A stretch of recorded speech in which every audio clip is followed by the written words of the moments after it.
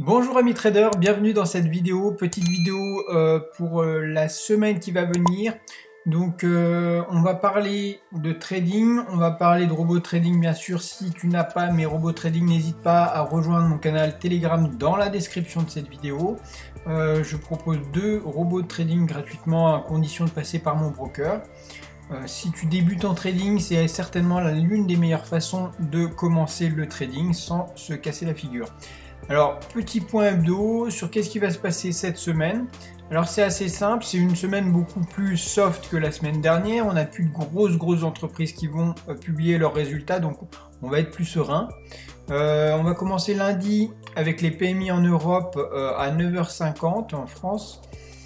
Ensuite, mardi, les taux d'intérêt en Australie, donc ça ne nous concerne pas trop. Mercredi, l'IPC en Allemagne mensuel, donc à 8h. Enfin, à 15h15, le discours de Powell, certainement sur l'orientation, la politique des taux, etc. Donc on va être dans la même longueur d'onde que la dernière réunion, sachant qu'on n'a pas augmenté les taux, on est resté à 5,5 il me semble. Mais on présage encore des augmentations dans le futur. Donc, étant donné que les marchés continuent de monter et ne font pas de marche arrière, ça commence à les embêter un petit peu. 16h30, les stocks de pétrole. Et jeudi, donc 14h30, les inscriptions hebdomadaires au chômage. Je vous rappelle, je donne seulement les titres, les choses qui vont tomber qui sont vraiment importantes. Le reste, je les commande pas. Discours de Lagarde, pareil au niveau de la BCE à 18h30 jeudi. Donc pareil, ici aussi, on va avoir des mouvements assez importants. Et à 20h, le discours de Powell, pareil, président de la Fed. Vendredi, pour ceux qui disposent de mon robot sur le GBP, ça va être intéressant, il y aura certainement du mouvement à partir de 8h et on pourra avoir des positions, donc le PIB trimestriel, mensuel et annuel qui vont être publiés.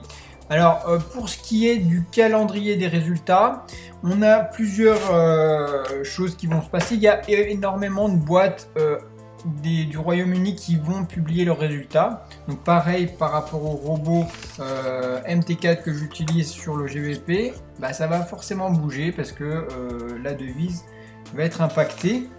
Donc lundi, il y a Alibaba qui va publier ses résultats en Chine. Mardi, Gilead.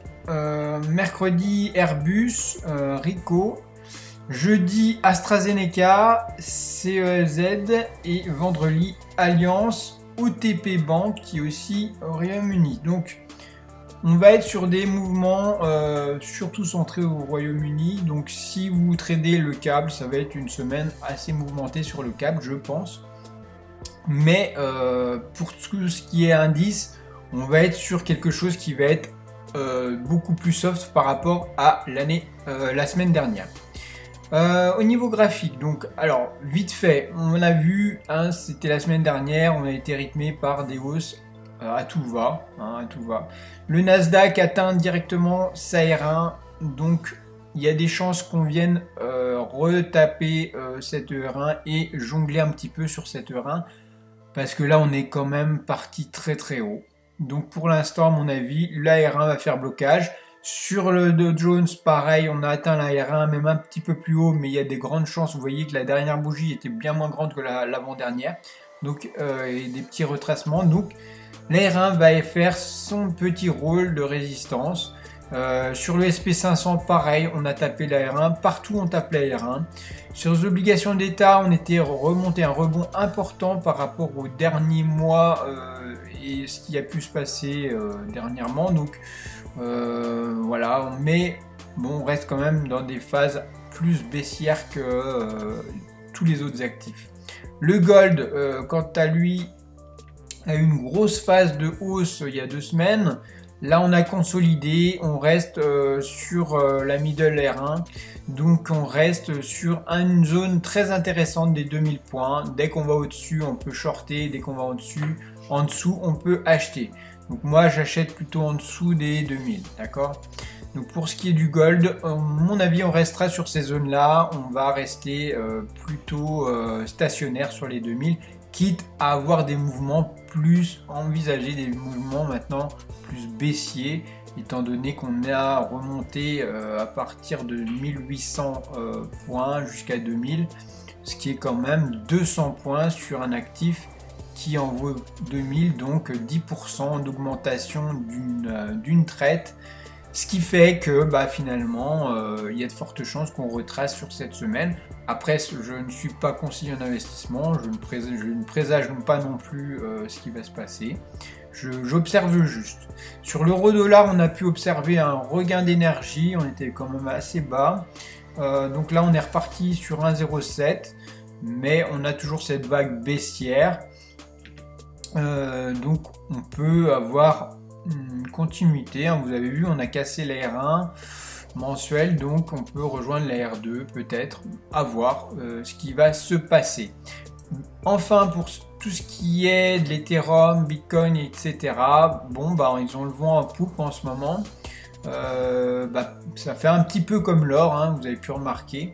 Donc pour l'instant, le Bitcoin est plutôt stationnaire, l'Ethereum a fait un petit peu mieux. À voir ce qu'on va pouvoir voir, mais vous voyez que les gros mouvements étaient là. Ici, on a commencé à consolider, bien plus sur le Bitcoin qui reste sur un range. Donc pour l'instant, on est en attente par rapport à ce qui va se passer cette semaine et les mouvements attendus. Mais pour l'instant, à mon avis, on va être dans cette zone entre 37 500 et 32 000. Il n'y aura pas d'énormes mouvements sur le Bitcoin. Voilà, écoutez, j'espère que la semaine se passera bien pour vous. N'oubliez pas, si ça vous intéresse, n'hésitez pas à me contacter directement dans mon canal Telegram.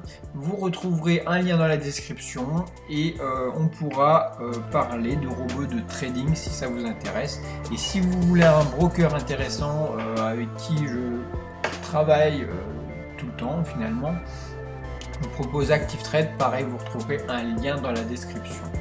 A très vite, bonne semaine.